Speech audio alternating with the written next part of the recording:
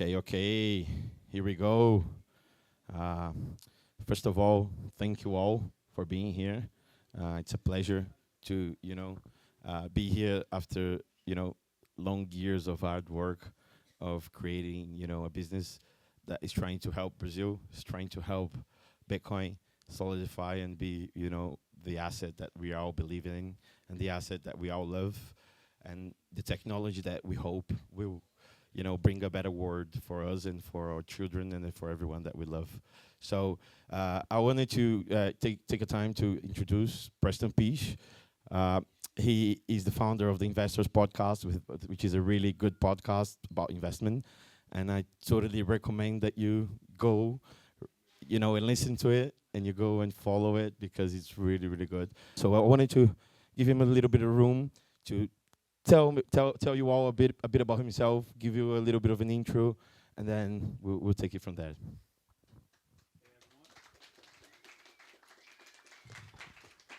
Testing. Okay. Hey, everyone. Thank you so much for that, Luis. So a little bit about myself. I have a military background and U.S. military. And one of the things that I quickly realized, being in the U.S. military, is that the incentives are completely jacked, messed up, just like they don't work. And I was deployed into a combat zone, dealing with people shooting at me. I was an attack helicopter pilot, and I started asking myself questions as to why am I here? What are the incentives that drove us to be in this situation that we're in right now? And all roads led to this idea that the money is broken. And I started asking myself, okay, so how does that get solved? How does that get fixed? I have an engineering background, aerospace engineering background. And what I found was the money is particularly the dollar, the euro, all these fiat currencies that are the most dominant on the planet, they're very broke, but they create an incentive structure for armed conflict and for this divisiveness for people to be at each other. And so I arrived at Bitcoin because Bitcoin changes all of these incentives. Bitcoin gets to the heart of energy itself, and the monetary units being scarce and desirable, and you can't create any more. A government can't click on some keys and create some more units. And for that, that was a massive motivation for me as a person that saw all these things from an armed conflict. Let's fight everybody in the world to back a dollar or a euro or any fiat currency, major fiat currency in the world. And Bitcoin is this solution to these things to change and rewire all these incentives around the world. So that's where I'm coming from as a Bitcoiner. That's where I'm coming from a venture capitalist standpoint, and looking to really amazing companies like Bipa that are doing things from an operational standpoint that are optimized for excellence and optimized for value propagation from the user's perspective first. And for us, from an investment standpoint, this wasn't even a hard decision because of what they built, what they're doing here in Brazil, and what they could even expand out, outside of Brazil with what they've built. It's very exciting to be, part of that. But that's a little bit of my story. Oh, well, thank you for that, Preston. So you've touched on quite a few important points, such as incentives of how the world works nowadays, and how dollar kind of messes everything up in today's world, and how we live in a very different world than we lived 50 years ago because of that. And I wanted to understand, because I actually read I started reading, I haven't finished, I started reading a book that you recommended on Twitter, which is called Confessions of an Economic Hitman. And it really opened up my mind to a lot of things, and I'm not sure if all of you, would know about that. But it would be interesting maybe for you to kind of give a little bit of an intro or a summary on what that means, so that people can be kind of more into when you actually mention incentives, and you actually mention how the dollar really messes up things and how that is really being, producing in reality. Yeah. So Alex Gladstein has written multiple pieces, articles, and books on this idea. And what we're getting at is the IMF. What everybody, they're familiar with the term, the International Monetary Fund, and the World Bank. These are globalist institutions that they go to countries. It doesn't even have to be a third world country, but they go to countries outside of the United States. They say, hey, we really like how much coal is in this country, or we like how much, you name it, natural resource that's in this country. We want to extract that out of your country, and then we want to put that into the United States, into Europe, or wherever, and we want to pay you, great sums of money for that. And we love this government that you have in place. We're going to give that local government tons of money. We're going to incentivize to continue this propagation of the extraction of, you name it, single or maybe the second natural resource for that area. And the way that they propagate this thing that seems like a good thing on the face of it is they say, we'll lend you money to build out infrastructure to extract this coal or this oil or, you name it, natural resource. And on the face of it, it looks good. Anybody inside of this country, they're saying, hey, this is a good thing. We're going to increase our GDP. We're going to do all these things. But what they're actually doing is they're making you in debt up to your eyeballs through this process. And then when you can't repay the loans, they say, oh, no problem at all. Let's come in and let's restructure this. You owe us twice as much, but at a lower interest rate. And then when you can't pay that twice as much, we'll quadruple it and we'll drop the interest rate even lower. And it's this ongoing game, and I call it a game, and it's nothing of the sort. It's a terrible situation that the rest of the world has to deal with. And it looks like, on the surface, it looks like a nonprofit, IMF, World Bank, we're doing good for the world type scenario. And again, Alex Gladstein and others have written extensively on this idea, and I would highly encourage everybody in the room to go read these types of things in much greater detail than when I can do it here on stage in a couple minutes. But what it looks like on the surface is a nonprofit thing that is benefiting the local community and the local country. But what it is it's absolute slavery for that country that then has a monocrop or a single thing that's good for a few people in the country at the expense of everybody else inside of that country to extract that natural resource for the rest of the world, call it the United States, Europe, or wherever else in the world, developed nations, G7s, okay?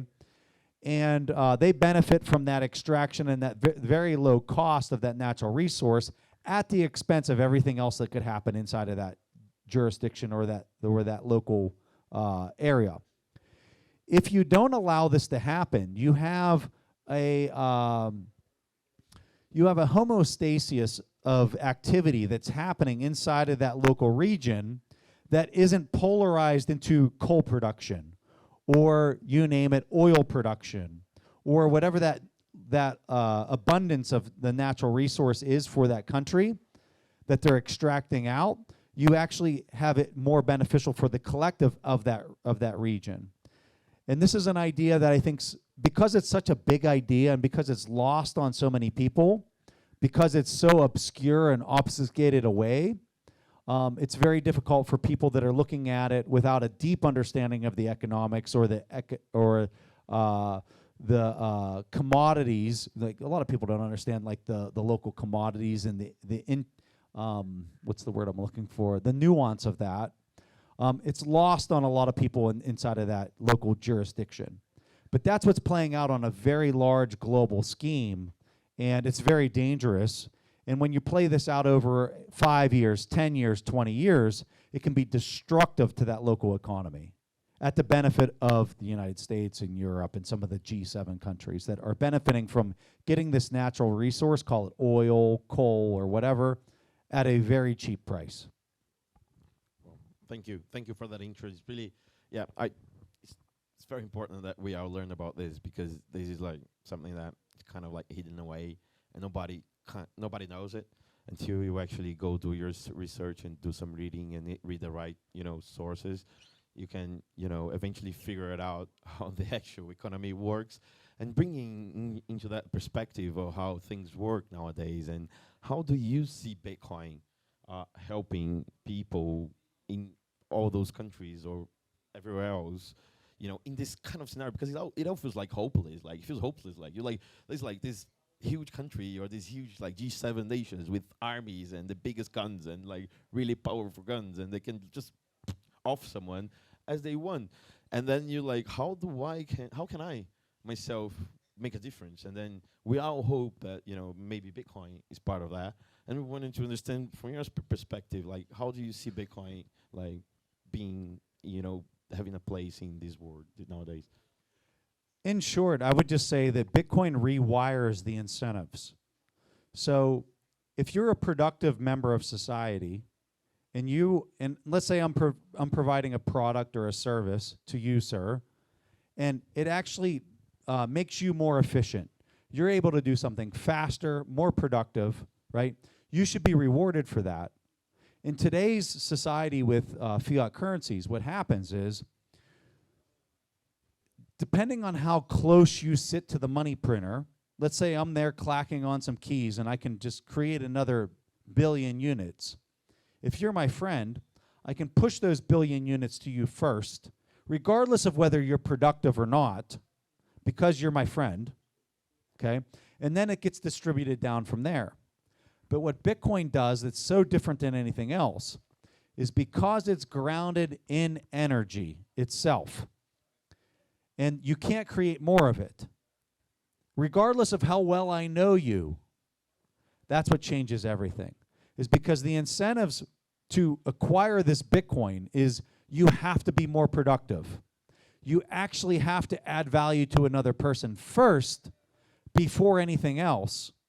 Now all of a sudden, the game theory and the incentives for acquiring these units, these 21 million units, literally changes everything. And I think that's lost on most of the world. I think most of the world is about to figure that out in style very soon. And I think this coming year is going to be demonstrative of that. And I'm very, very, very excited for that to take place, because I think once you rewire that, it doesn't matter that you live in the United States or you live in Brazil or you live in South Africa or you name it, country around the world. Everybody who's providing true productive value to society, whether that's through efficiency, through entertainment, or just time savings, are going to be rewarded for that in these units that can't be debased or created more of. And boy, I'm ready for that. I don't know about you, but I'm ready for that. Yeah, me too, 100%. And with that in mind, like like us, most people here are totally ready for that, and are totally ready for Bitcoin to kind of like show the governments and central bankers all over the world that what they are doing, they're literally destroying society as we know, to the benefit of themselves and the benefit of their friends. And I wanted to understand how do we show that to people, normal people, that Bitcoin is that thing, because it's very difficult to kind of communicate that. How can we as a society, as maybe as a business and as a thing, communicate that to people? And not only that, going even further, touching even more maybe sensitive point, which is it just sounds so important for nowadays. It just sounds something that it fits so well in today's world that it's dangerous actually, because it feels like Bitcoin, the way it shows, the way it exists, it kind of it's an arrow that's thrown right into the central banker's chest, because people before then couldn't really see, their money being debased.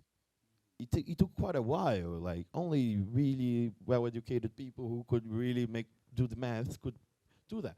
But nowadays you see that there's this coin out there, this internet magic money that was worth $10, and then it's worth 400,000, and then it's worth $1 million, and then it's worth 10 million. It's like people will be like, what? I'm gonna put my money on that. I'm gonna put all my money on that. And then when that happens, and that is a really kind of important percentage of the economy, that starts to worry me, because you know governments have been really doing hard work on keeping capital inside, right? They don't like to get capital outside of their own currency. And what happens when we all buy Bitcoin is we get capital outside of Brazilian reals, and we get capital outside of dollars.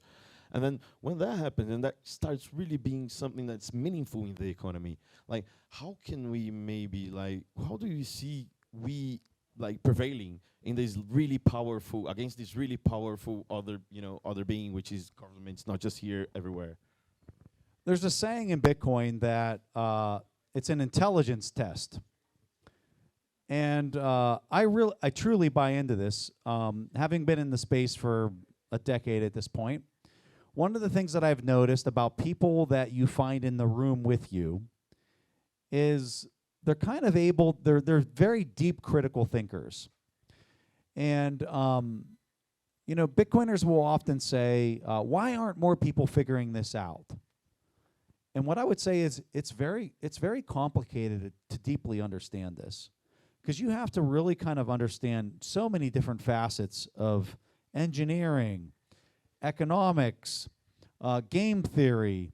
The list literally goes on and on. Encryption, to be able to sit there and audit this. You have to understand energy markets. You have to understand all these different things. And for most people, they're saying, well, I don't understand that. I just know my neighbor went out and made 10x the $1,000 they put into it. They got $10,000 now, and I want to own that. And they buy it at the worst possible moment you could ever have. They lose $5,000, and they say, I'm never touching that again. And that's their experience. But what's lost in all of that is what's actually fundamentally playing out. And what's fundamentally playing out for people in this room, and I would imagine most people in this, if you're sitting in this room, it's probably because you actually understand Bitcoin. And we're kind of preaching to the crowd a little bit here. But if you're a person that doesn't ask those deep intellectual questions, and you're trying to actually understand, what is the underpinnings of these monetary units that I'm buying that are magic internet money, right? What is it? Well, at the core, it's energy itself, right? And the world has never figured out a way to create scarce number of units that actually represent monetary energy and work that's been performed in a way that nobody can step in there and change how many units there are, right? When you got gold and you put paper on top of it, there's some person there writing in the ledger saying, there's 1,000 monetary, paper units on top of that 1 ounce of gold. And all of a sudden, the king tapped on my shoulder and he said, now he wants there to be 2,000. So I don't want to be killed. So what do? I write 2,000 to 1. And then he taps on my shoulder again, and now I write 3,000 to 1. That corruptibility of the human sitting in the loop has never been solved for in human history. And this is something that, for me, is beyond exciting, right? How can't you be excited about that? Because mathematics have finally, through encryption, has allowed us as the human race, in order to say, no more, I can't, because there's this incentive for everybody to run their full node, and say there's only 21 million units, because you're incentivized to act in that manner. We are finally at a point where that situation no longer exists. And boy, what a time to be alive. Nobody in human history has sat in this seat today to experience this opportunity on a global scale to say, my work that I just performed for the last 10 hours can be freezed and stored in something that can't be debased by the government. And good Lord, is that exciting, right? Oh my God.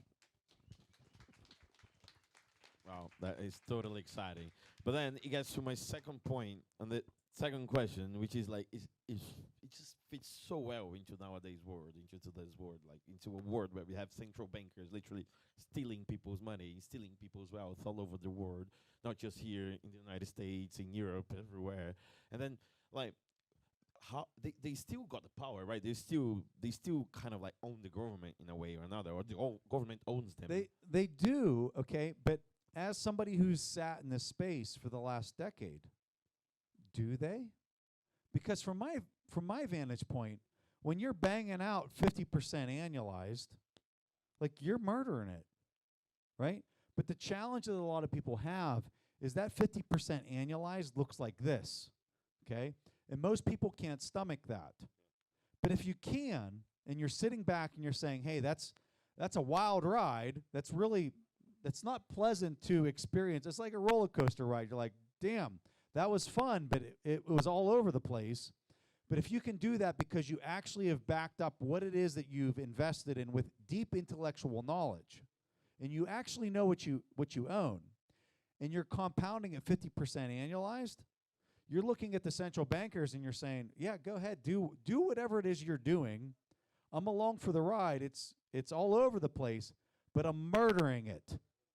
People look at me as an American, and they're saying, well, Preston, you don't understand. I literally had this happen to me 2 days ago. Somebody says, Preston, you don't understand what hyperinflation is. And I said, actually, I think I do. I think I do. Because even in dollar terms, I've been experiencing hyperinflation for the last 10 years. And let me tell you, it's been glorious. And I don't say that in a way that like I want to speak down to people that don't know what I'm talking about. But from my vantage point, my buying power is literally going parabolic.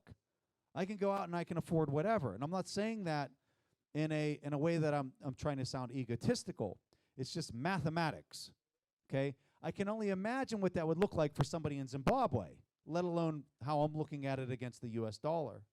Okay? Anybody can experience this. But the challenge is, can you experience it because it's not linear and it's not smooth? It looks like a violent roller coaster ride along the way. And I think it's going to take a lot of time for people to figure that out. Now, maybe with the recent election and what's happening, maybe we start seeing things move 500,000, 1 million of Bitcoin. I don't know. It's all very speculative to talk about. But what's very true and clear to me is there's a trend that this 21 million units that can't be the base, that some government can't come in there and say, all of a sudden it's 42 million units. They haven't figured out a way to do that for more than a decade at this point, okay? And I'm pretty sure that they're not going to figure out a way to do it. And if true, and if you have more people coming to the network, which is very clear is happening, okay, in style, the best ETF launch in the history of Wall Street, okay? It's very clear to me that this thing's kind of moving out in a way that I don't think most people can even remotely comprehend.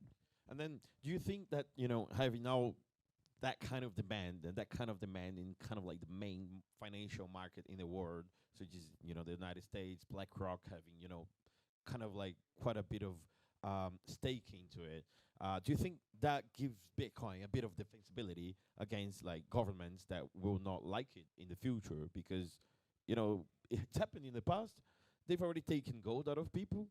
They could try and take Bitcoin. They can't really do it. You could hide it. They couldn't do it when they tried to take gold as well. People who hated, and you know, eventually brought it out again and sold and did it in the, you know, maybe the black market or something like that. And they won't be able to really do it with Bitcoin. But then, like, my big worry, I guess, is just like, how do we as Bitcoiners and as people who want this to be available, not just in the next 5 years, but in the next 50, in the next 100, how do we make sure that we do the work now to get there and not, you know, give any chance to them to kind of like take it all away from us? My biggest concern is the ETFs are the biggest honeypot that ever existed. You're going to get to a point where these governments finally figure out what the hell's happening. Everybody in this room, I'm pretty confident most of y'all understand what's happening here, okay? The governments, the elected officials, the people that are representing the ideas of their local population, I don't think that they figured this completely out. They know something crazy is happening. They just haven't figured it out to the level that I think everybody in this room has figured it out. And when they do, what they're going to realize is they can't clack on some keys. and create another trillion units and hand it to people that are producing desirable, scarce things, call it energy, call it coal, call it oil, call it food, call it whatever you want, that physical reality has put a constraint on for the production of, okay? And you can't clack on some keys and create another billion units and say, yeah, give me some more of that steak. Give me some more of that oil. Because there's going to come to a point where the person who's producing these real, very real things in society and says, I don't want that anymore. I want this thing over here where there's only 21 million units. And that I know there can't be 42 million units. I want that thing. Okay? And when we get to that point where they finally figure out like the game that's being played, that I think everybody in this room has figured out. You know where they're going? I think I know where they're going. They're going to the dang ETFs. And they're going to say, hey, Larry Fink, hey, Kathy Wood, hey, whoever who's sitting on, a billion Bitcoin that represents all these people that have paper receipts for the Bitcoin that's actually sitting there on Coinbase or wherever, who's ever custodying it. These people do not want to go to jail. They don't, just like you wouldn't if you were sitting in their seat. So what are they going to do? They're going to get a judge to sign some piece of paper, and that piece of paper is going to say, give us half of that. Give us all of that. Because those people, although they're citizens, we don't really care. We know that you actually custody this, and you actually have these very scarce monetary units that nobody else controls but you with those private keys. Because we have to fund this behemoth of this disaster of what society is saying we want more of, which is handouts, okay? And if you don't think there's some type of cognitive conditioning of, I need a handout happening in the U.S., I don't know about Brazil, but I can tell you in the U.S., let me tell you, everybody wants a handout. They want the damn handout. Yeah. And they're going to knock on that. They're literally spray painting politicians' doors. Give me my money. Is what's being spray painted on the politicians' doors of senators and people like that up in the U.S. And so when that's the scenario, that's what they're going to do. They're going to find where the biggest honeypot's at. They're going to use the stroke of some judge to step in there and take those coins that they actually don't have custody of, that they think they have from a investor standpoint, and they're going to send it straight to the government's hands, and then the government's going to spend it like that. And then they're going to slowly start figuring out, hey, maybe we need a little austerity. Maybe we actually need to be responsible with how fast we're spending money in order to slow this back, or else we're going to be in a guillotine, or we're going to be hung, or all these types of things that we've seen play out through history. Nothing's new here, folks. Nothing's new. It's just the way that it's kind of percolating itself, or that it's manifesting itself, that's new. And so that's my concern with the ETF. That's why I don't own the ETF. Hold your keys unless you haven't thought through the nuance and the critical thinking that's required to understand where this is all going. And I think it's going to these places within a decade. And I might be wrong on the timeline, but I think I'm very right on the actual execution of whatever this is. Right. That's totally right. I mean, everybody here, you should learn about self-custody. I mean, most of you probably know because you're here and you're probably very deep into the Bitcoin rabbit hole. But you totally should understand and learn a bit more about it before, buying quite a bit of Bitcoin. You're learning if it's for you, actually, because it's not for everyone.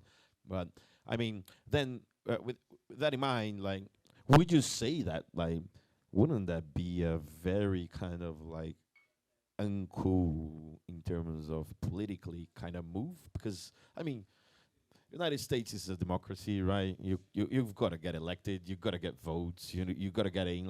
Wouldn't you say that the work that all these crypto or Bitcoin companies, even the crypto ones, help there, the Bitcoin companies like Cash App or River or all the others there in the United States cannot help by bringing Bitcoin to more and more voters, to the point that will be very uncool for them to kind of do something like that? How many people have heard of the 80-20 principle? No? So 80% of the value comes from 20% of the effort. So when we look at the ETF as an example, I would argue, and I don't know the numbers, but I would, and I think most would agree with this, 80% of the people that hold the Bitcoin comes from 20% of the populace.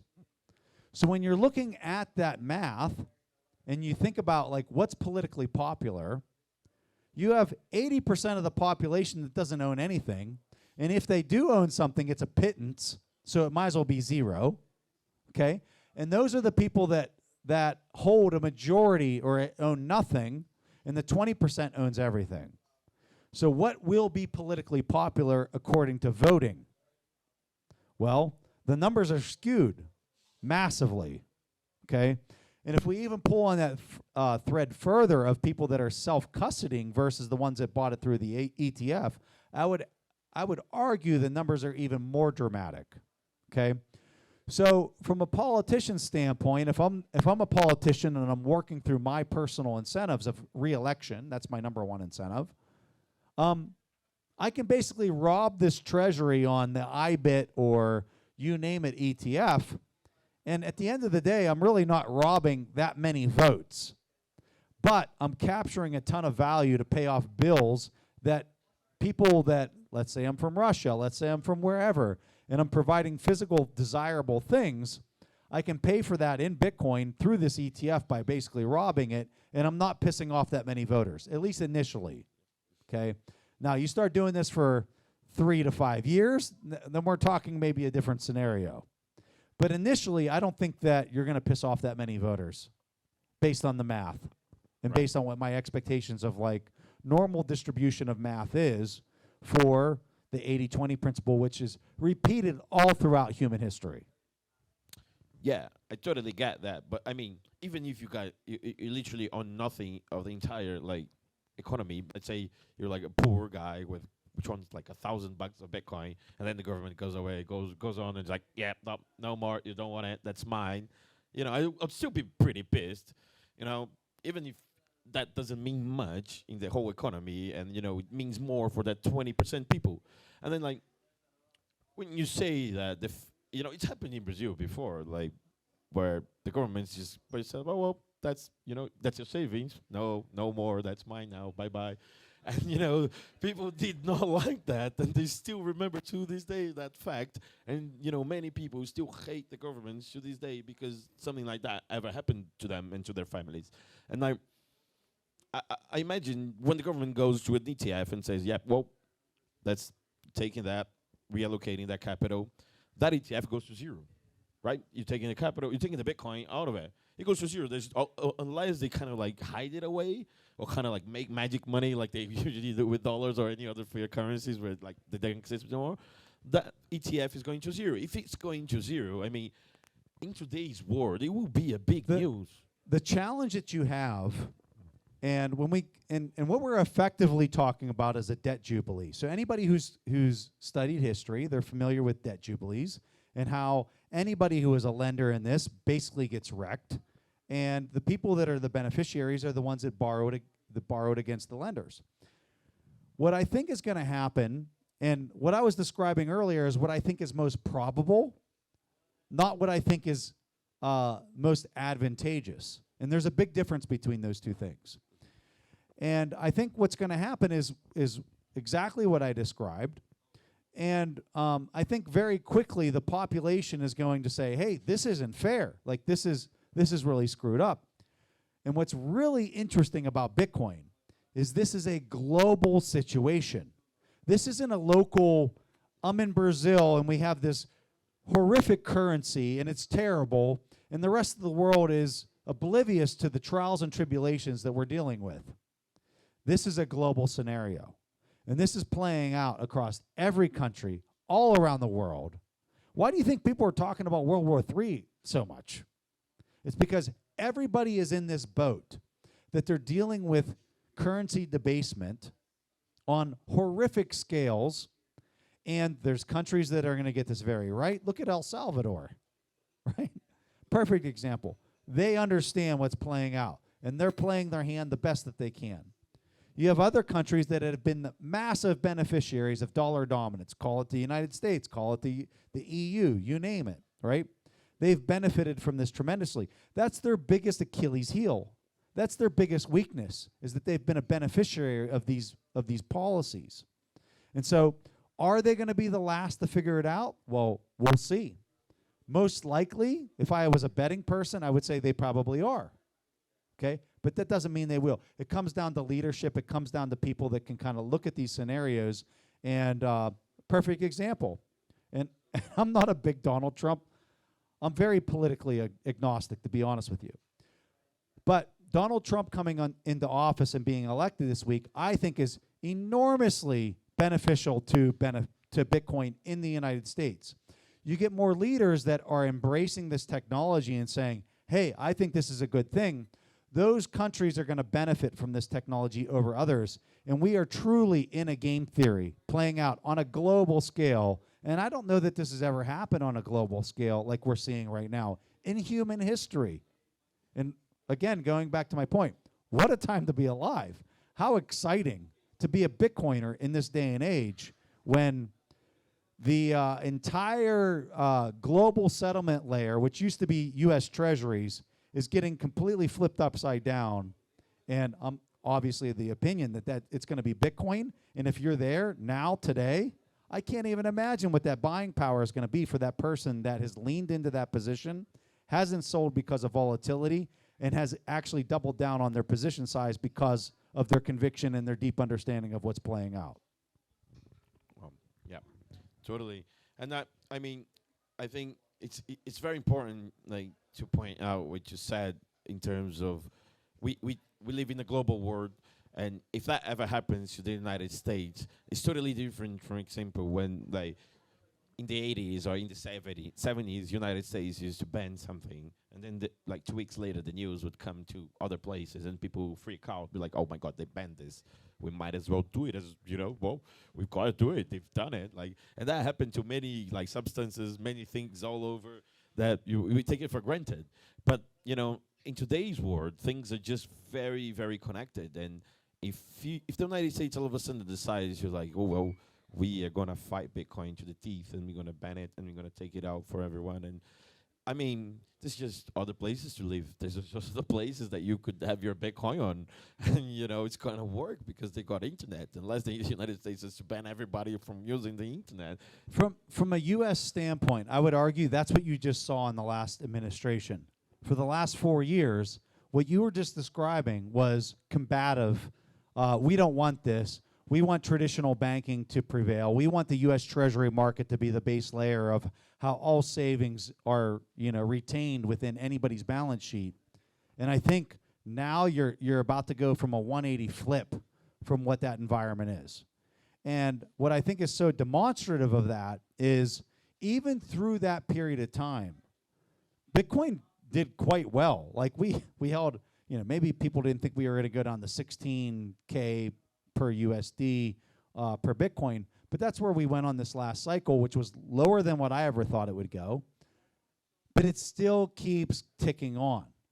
And here we are, new all-time highs, and I would argue it's about to rip. It's about to rip people's faces off in the coming 4 years. Yes, we're all ready for that, and we're all ready for Bitcoin, bringing changes and huge changes to the world. But changing like the tone a little bit. I wanted to get into more of like your daily job as an investor, and helping companies, help Bitcoin only companies, and there's probably other people here in the room who might dream of becoming an entrepreneur, creating their own company, creating their own Bitcoin only company. How do you guys at Ego That Capital see that, and how do you guys look? What do you look for when you looking for opportunities, looking for entrepreneurs, and what kind of advice would you give to people who want to build on Bitcoin? It's hard. That's what I would tell you. It's very hard. And the reason it's really hard is because Bitcoin has such a crazy return profile. So when we look at Bitcoin, and I like to look at it in 4-year holding periods, and you can you can select whatever 4-year holding period you want. And when you look at that and you say, I want to start at this date, go back 4 years, and you look at the return profile, like you have to basically outperform 25% annualized. And for anybody that's accustomed to traditional markets, 25% annualized is absolutely insane. In dollars. In dollars. Thank you, sir. So in dollar terms, if you're outperforming 25% annualized, like, you're an absolute killer. Warren Buffett, who I've studied relentlessly, you know what his return profile is on an annualized basis? Yes, that's correct. It's around like 18 to 20% annualized for like 30 years. These returns are insane. This is the #1 investor on the planet, okay? When I'm looking at how I'm personally allocating capital, if I can't do 25 to 35% annualized, I can't even do it. So you want to pat on the back of like how much I think of this company right here. There's the proof in the pudding of like what I think his return profile is. I think it's in excess of 25 to 35% annualized, okay?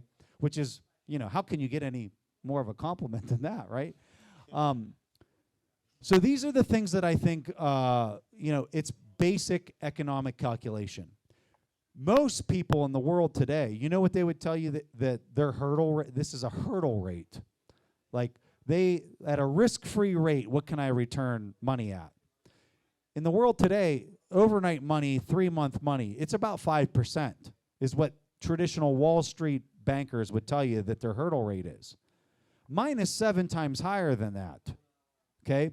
I think that anybody that actually deeply understands what's happening is going to tell you that that's the actual hurdle rate. And how many people, if I lined up 100 people, like traditional bankers, how many do you think I would have agree with me? Maybe 1, maybe 2.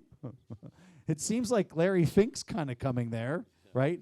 He manages, trillions. And I think that's very exciting because that is the core as to what's happening.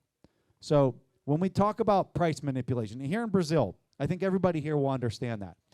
If you step in and you say, well, the cost of bread is really expensive. It's I'm going to use dollar. I'm sorry, my real, I think I got to multiply it by 5. So if it's $2, I might multiply. Yeah, I'll multiply by 5. It's 10, right? Yeah, right. Somewhere in that ballpark. Right. I've only been here for a day. You got to excuse me. Right? If I say the price of bread is too expensive, I'm going to fix it here at 10. Okay? What does that do? Everybody in this room understands what that does. All the bread goes out the door immediately, right? Yes. Anything that's scarce and desirable, if you try to fix the price, what happens? It goes out the door. And it doesn't go out the door to the most productive person. What does it do? It goes out to the door to the first person that walks in the store. How the hell is that fair? It's not fair. Well, I guess if you're an early riser, it's kind of fair because you set your alarm clock and you're the first person there. But besides the point, it's not fair because the person who's providing the most value in society should be able to eat the most bread or the most meat or the most fuel or the most whatever, right?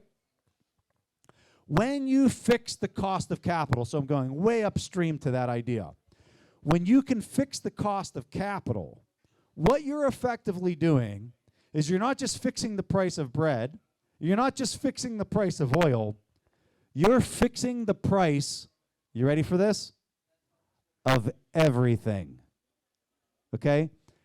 And that's what's happening when governments are stepping in and saying, oh, I don't think the overnight money rate should be 500 bips or 5%.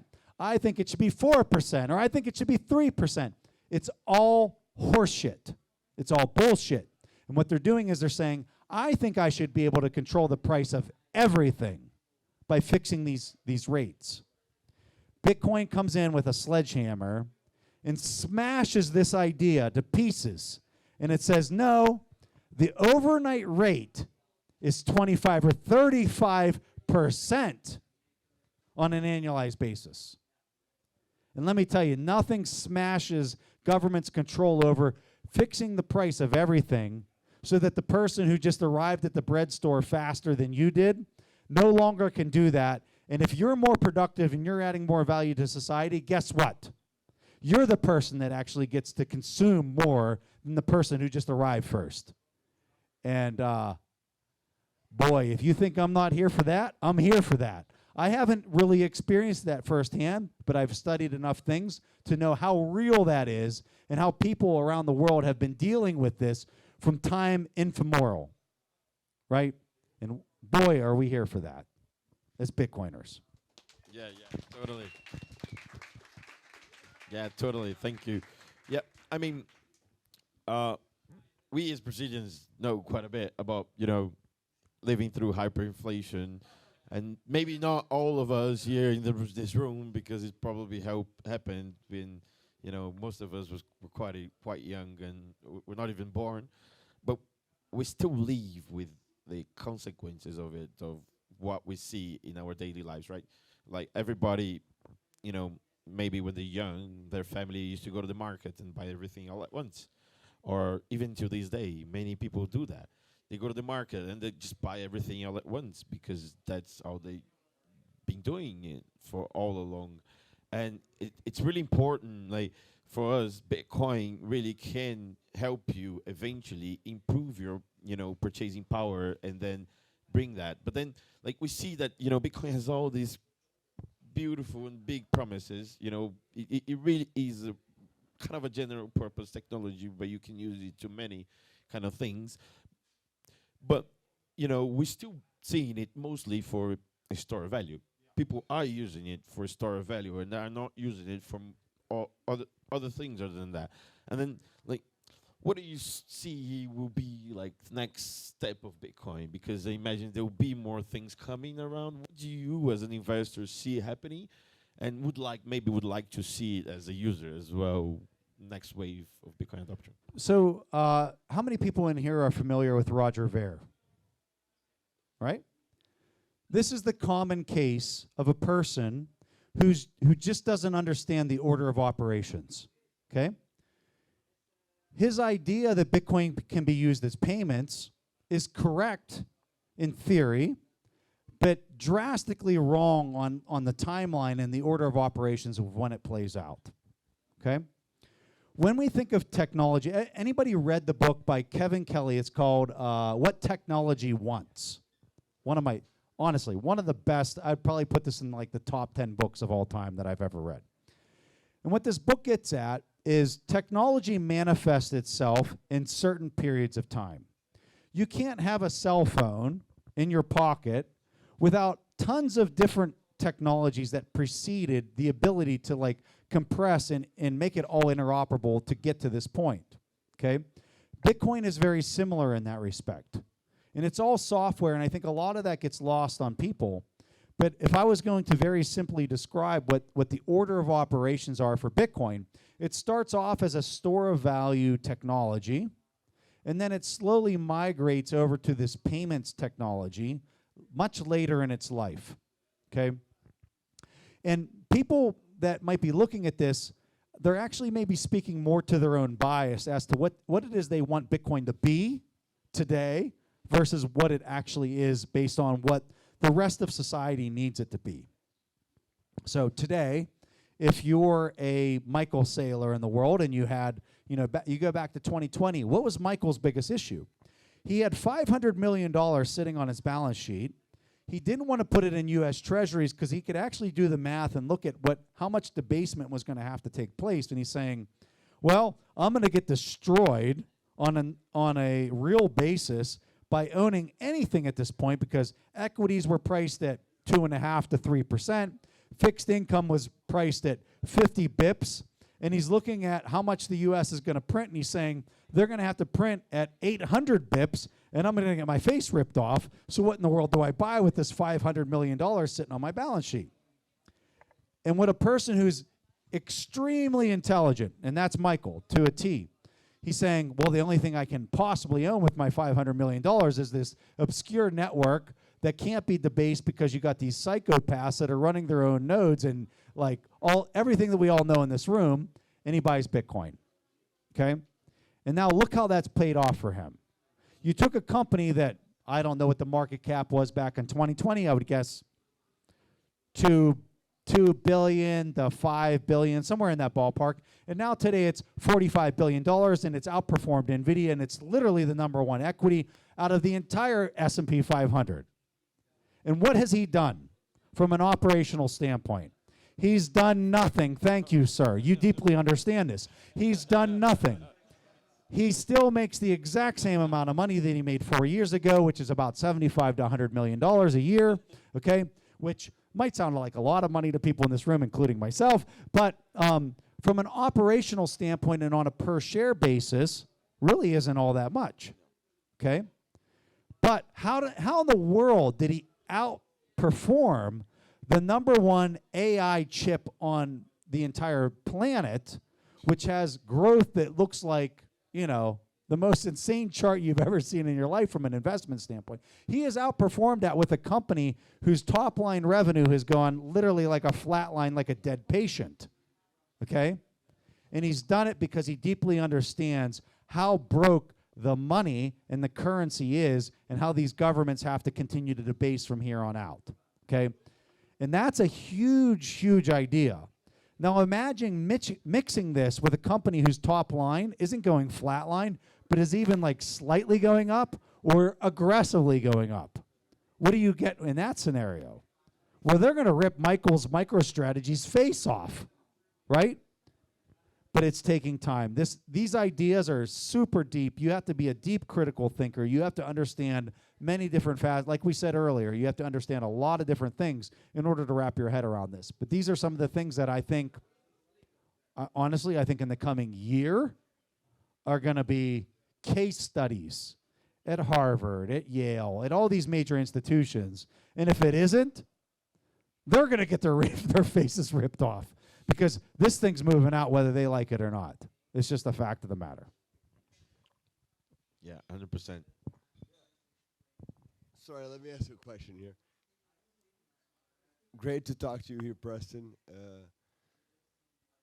I wanted to talk to you about Bitcoin-backed bonds, right? I think that's probably one of the most interesting innovations we're seeing in the fixed income space. I know you like this very much. You get me all excited. Yeah, I see. You thought I was excited before. Now I'm getting really excited. Let's go. I see like the way you're grinning here, but it's definitely something interesting. Like I think I watched the last MicroStrategy earnings call, and it was very interesting how like Michael Saylor's positioning MicroStrategy to build these different fixed income products to different risk appetites. And I wanted to ask you how you're looking at this. I know it's an interesting subject for you, both on a corporate level for something like MicroStrategy, but also on a sovereign level, right? So especially for the US, which we probably all understand that the debt spiral in the US is probably pretty bad, similar to other countries, but there might be a path out of that by issuing Bitcoin-backed bonds.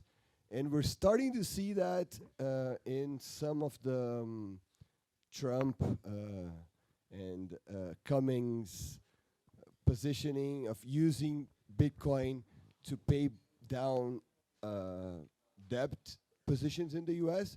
So how do you see this playing out in a corporate level and also on a sovereign level, especially in building fixed income products that use Bitcoin as a collateral and open up that space?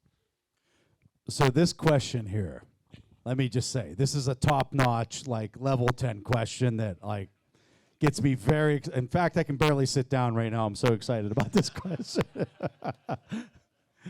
Oh man, it's the simple things that get me excited.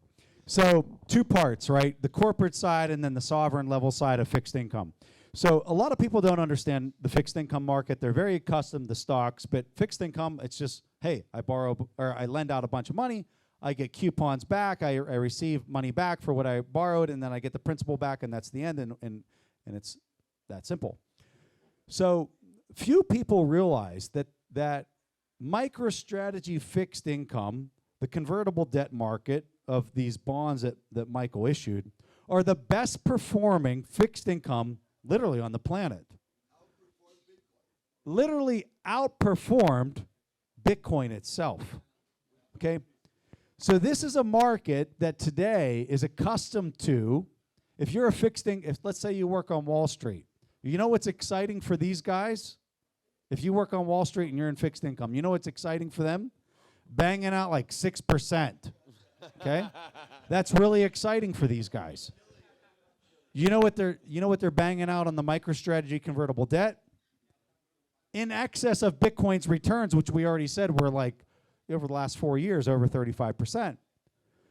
So if you're a fixed income guy and you're not trying to munch on these things and eat these things up, it's because you're a total idiot. Okay? It's truly that simple. And if you are a CFO of a company and you're trying to raise funds and you're not thinking about what in the world he's doing from a convertible debt standpoint, well, you're asleep at the wheel. And I would argue that's pretty much everybody. Okay? Anybody in a public market kind of way is absolutely asleep at the wheel. Because who doesn't want to raise a bunch of cash, okay, stuff these bonds, this convertible debt into the hands of the buyer? They're happier than shit, right? Who doesn't want to outperform Bitcoin itself by buying up convertible debt that outperforms Bitcoin, right? They want it all day long, okay? Is Michael happy? Hell yeah, he's happy. He's taking that cash, he's transmuting it into Bitcoin, he's slapping it on his balance sheet, he's killing it, okay? Not only is he killing it because he's putting it on his treasury, but here's the part that really a lot of people miss. He's making, because of fast money on Wall Street and the way that it works and the way that they hedge themselves on the long and the short side, what they're doing is they are making his common stock insanely deep, okay? The volume of trade on his common stock is in excess of ExxonMobil, which has a market cap that's literally 10x the size of MicroStrategy, okay? And so what does that mean? And this is like PhD level financial engineering, okay? What does that mean? Well, that means he can now go out into the common stock market because his company's trading at 50 times a PE or whatever the number is tomorrow, which will even be higher, and he can issue a bunch of common stock. He can transmute all that cash into more Bitcoin because of this thing that's happening over on the fixed income side. Now, let me tell you, if you're at Harvard or you're at Yale or you're at any of these Ivy League schools and you're studying business and you're not taking note as to what we're talking about right here, okay, and you're a accounting professor, is because you're an idiot as well, okay? Because what this guy is doing is putting on a full front attack. It's like watching the 1996 Olympic basketball team with Jordan and everybody else taking the ball and throwing it off the backboard and slam dunking in the face of everybody. That's what this guy's doing right now, not only on a common stock side, but also on a fixed income side. Okay? This is, I can't believe that nobody else in the world is taking note as to what in the hell is playing out right now. All they're doing is they're back in the amateur leagues. Okay, this is like elementary school basketball, and you have literally the all-star Olympic team going to the Olympics in 1996 or whatever year that was, where Jordan and all the others were there playing, and they're out there buying iBit and thinking that they're killing it. And meanwhile, Michael's going over there and doing all these amazing things where he's making his fixed income investors thrilled. He's thrilled. The shareholders of the common stock are thrilled. It's beyond comprehension for people that don't understand what's playing out. And this is one guy that's doing this. This is because he has a supermajority of the voting rights of MicroStrategy to be able to go out and do these types of things. But, Bipa's next. Once they go public, I'm sure they're going to be doing all these same swoopy things. Yeah, we'll buy all the rest of them. Well,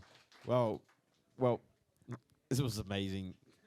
It was literally, I do not want it to end. That question got me really excited. If you didn't notice, it got me really excited. It was amazing and really such a great. I'd like to actually open. Does anyone have any other question?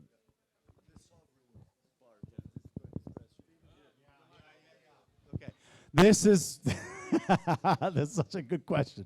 I love this crowd. Okay, so the question, correct me if I'm not interpreting this correctly. The question really becomes the government steps in. They see Michael owns more than 1% of all the Bitcoin on the planet, and it's like, hey, we want to basically take control completely of your company. We now own it. All those shareholders get totally screwed. Like, how do you think about that from a shareholder's perspective? And this, for me, comes down to the core question of sizing, okay? Because he's doing it so demonstratively, and because so few people actually understand what in the hell he's doing today, doesn't mean that there's not this governmental sovereign risk, call it 5 years, 10 years from now, where they step in and they say, we need to raid this treasury because we got to pay for all these bills because nobody actually understands what we're doing and we're spending money like crazy. This has the same risk that I was talking about earlier when it comes to the ETFs, truly. So if you're a person that's investing, let's say you're an individual and you're investing in MicroStrategy versus Bitcoin, I think you need to be very careful as to your position size of this. So there's a, how many people have ever heard of the Kelly criterion? Ed Thorpe. How many people have heard of? There's a couple in here. Y'all are smart. So Ed Thorpe, he actually invented the Black-Scholes model for pricing options a decade before Black and Scholes actually came out with this model. And he wrote this amazing book. It's like that big. Thank God for ChatGPT, because you're able to do the calculation way faster than you ever could before AI came into existence. And you can go out there and you can run the model on the Kelly criterion as to what the appropriate position size is for owning a company that can potentially outperform Bitcoin based on the percentages. And so what I would argue, and this is very rough math, I think if you have a position size, and this would also depend on the price that you bought it at. Like for me, I bought MicroStrategy whenever the price was below the treasury value. So if the Bitcoin price per share was $50, I bought it at $45. So like that was no-brainer. Now many people are buying at 2, 3x, and I know I'm getting deep into like the economic calculation here, but it was dirt cheap when I bought it. I was very lucky. But long story short, when you talk about position sizing and you talk about the Kelly criterion and how much you can outperform Bitcoin, what you quickly arrive at is you probably shouldn't have more than a 5 or 10% position size, depending on the price that you bought it relative to Bitcoin, based on the performance, the potential outperformance that's there for the risk that's associated with that. But sorry to go off on a that was very great. Technical response. Oh, that was great. That was great. Got another question here. We'll do the last one, and then we'll do the last thoughts and comments. Thank you. First of all, not your keys, not your coins, okay? Hell yeah. How do you see the movement of the government after the Trump put the Bitcoin in the treasury? It will be like a weapon, a financial weapon against the other countries, maybe? Say that last part again, a weapon against what? The country is using the Bitcoin like a financial weapon after the Trumps make this movement. And linked to that, imagine a dystopic future on the technology that will be evolved. And do you think we will be able to mining again Bitcoin in our houses to earn taxes with new technology like the evolution of Moore law? How many people know Luke Roman?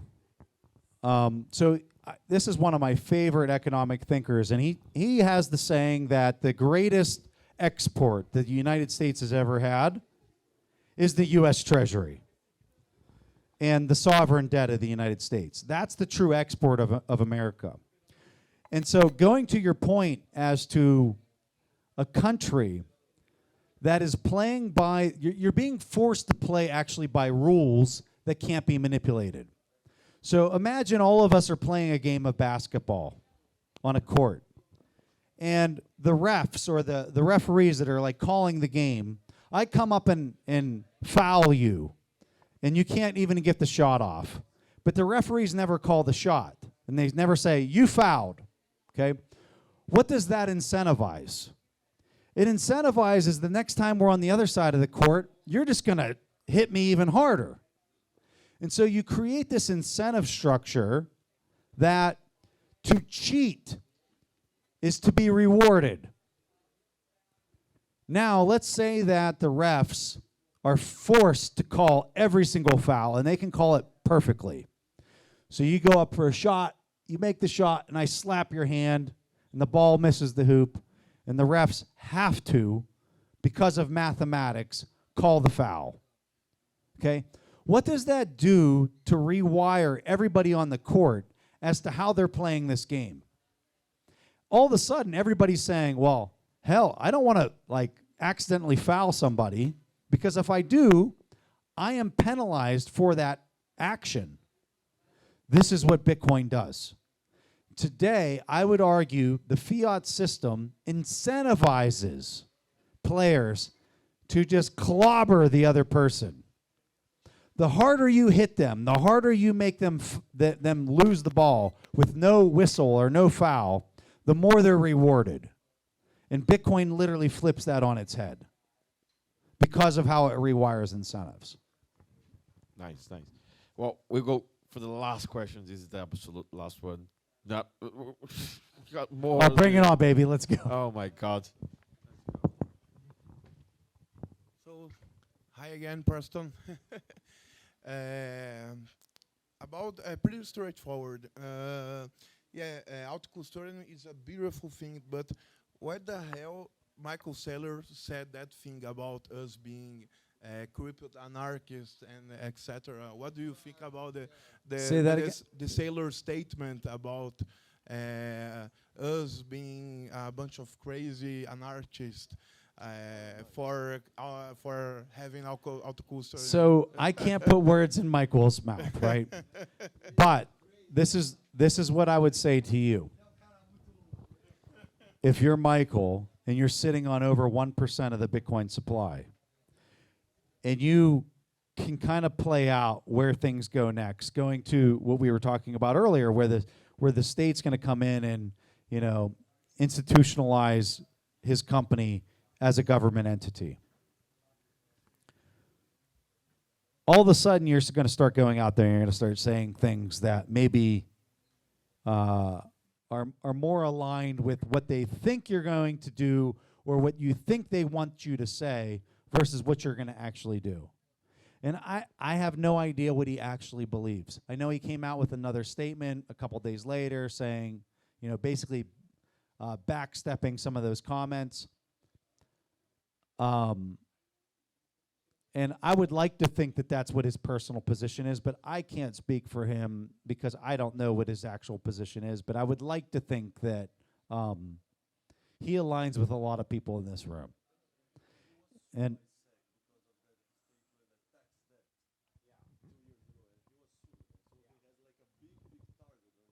he has a massive target on his back. But irregardless, here's the great thing about Bitcoin. Whether he actually believes that or not, you know how much it matters? I don't think it matters at all. It really doesn't, because this is just 1% of the supply. And I think that's lost on all.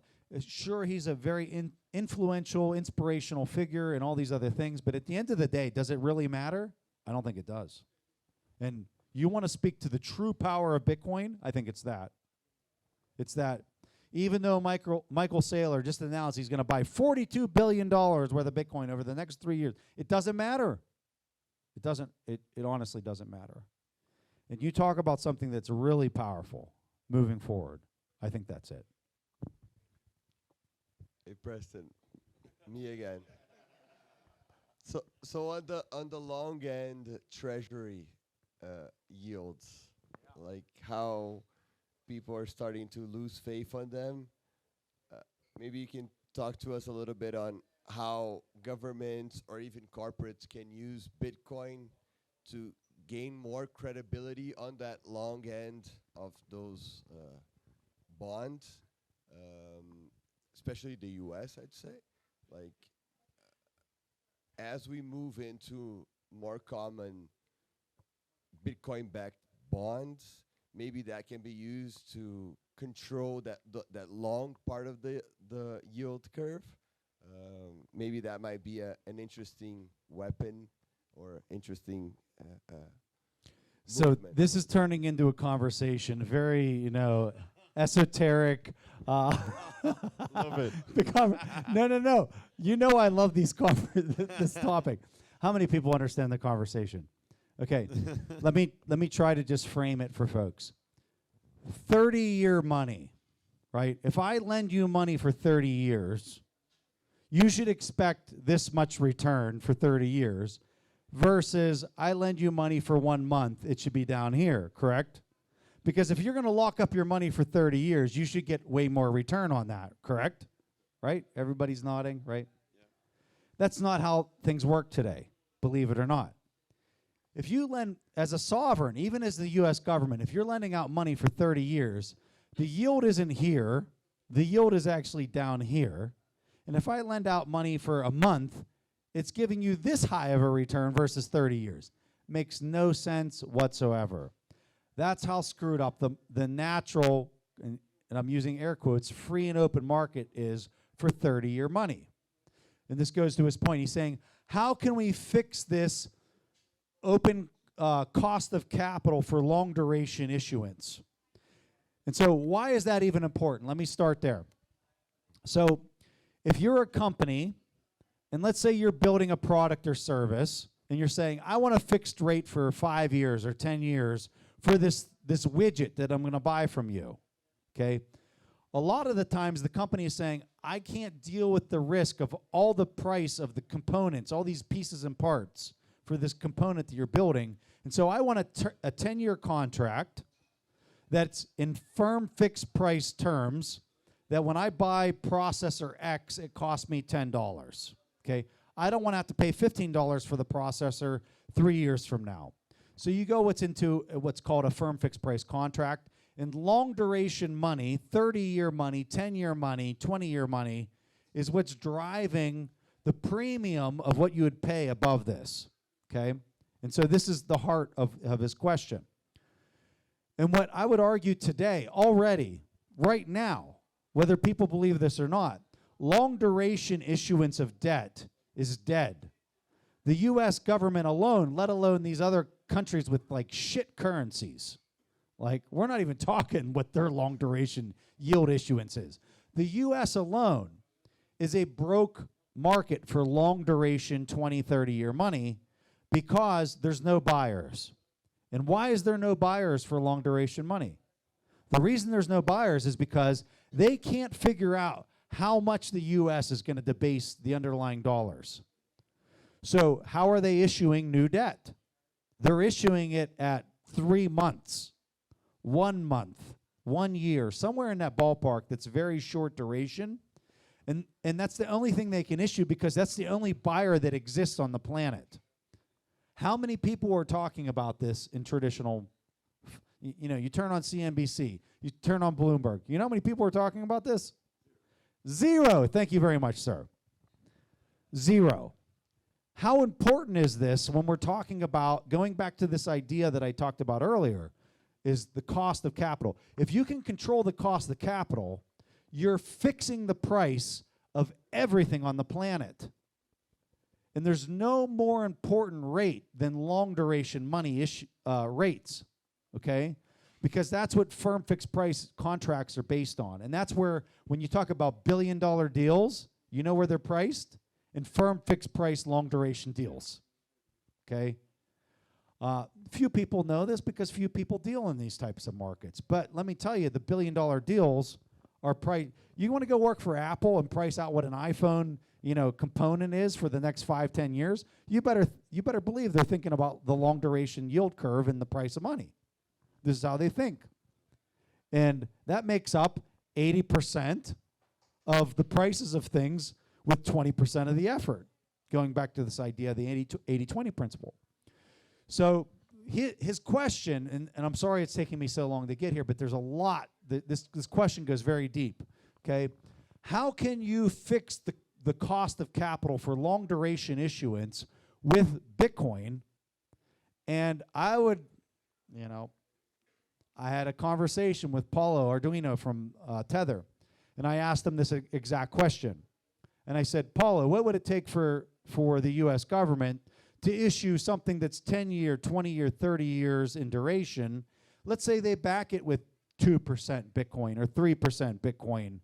Would you become a buyer of that debt?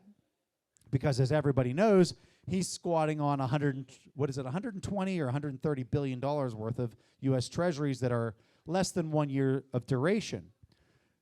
And you know what he said to me? Well, he actually didn't say anything to me.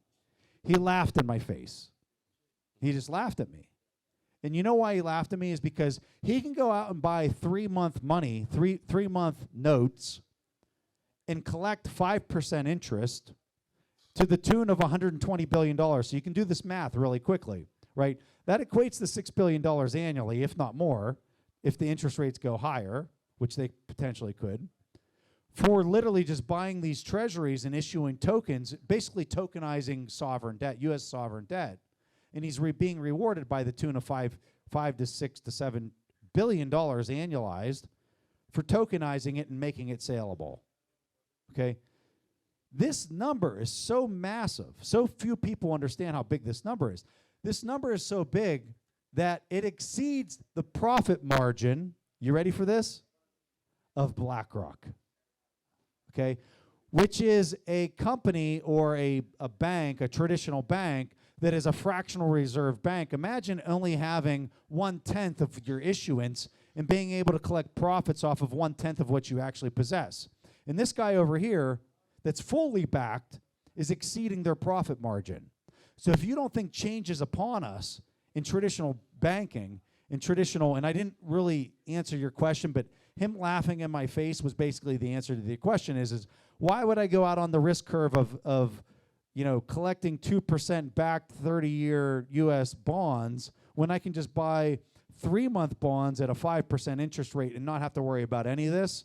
And that's truly the answer. I don't think that there's ever going to be a market there. I think he's just going to continue to buy short duration money. He'll take the free cash flows. He'll plow it into Bitcoin, and he doesn't have to think about what that risk curve actually looks like for the terminal velocity of what U.S. Treasury's debasement rate will be. Wow. What a class. Wow. Preston, this has been amazing. Thank you. Thank you very much. Sorry I'm so late. It's all good. Like, it was totally worth it. I'm pretty sure everyone here thinks the same as well. I just wanted to, give you a little bit of room if you want to give us some last thoughts to everyone here, who's in Brazil, who's, loves Bitcoin. And, what would you tell all these people who, might not have a chance to see you for a little while talking here? Yeah. All that stuff that I just said probably sounded like a bunch of just mumbo-jumbo, like financial jargon. And what I would tell people is you are sitting in such a pristine spot in the world. And if you can back up your position size with deep intellectual knowledge of like asking the why, not because I said it, but because you discovered it and you've done the work to back up your position size, what I think you have upon yourself is a once-a-millennial opportunity to increase your net worth, your family standing, and just an opportunity that like comes around, not like once in a lifetime, but like once in a millennia, maybe even more type scenario. And that might sound hyperbolic, but based on everything that I've seen kind of playing out and the math that's behind it, lean into the idea. And if you believe it's true and you can back it up with the same amount of research and knowledge that I've discovered personally, I think that you're going to find that you're at one of the most exciting opportunities in human history to not only benefit yourself, but benefit humanity, to rewire itself, to work together, to make the world more productive, more efficient, more entertaining, and more fun for one another and yourself. And Boy, am I here for that shit. Let me tell you.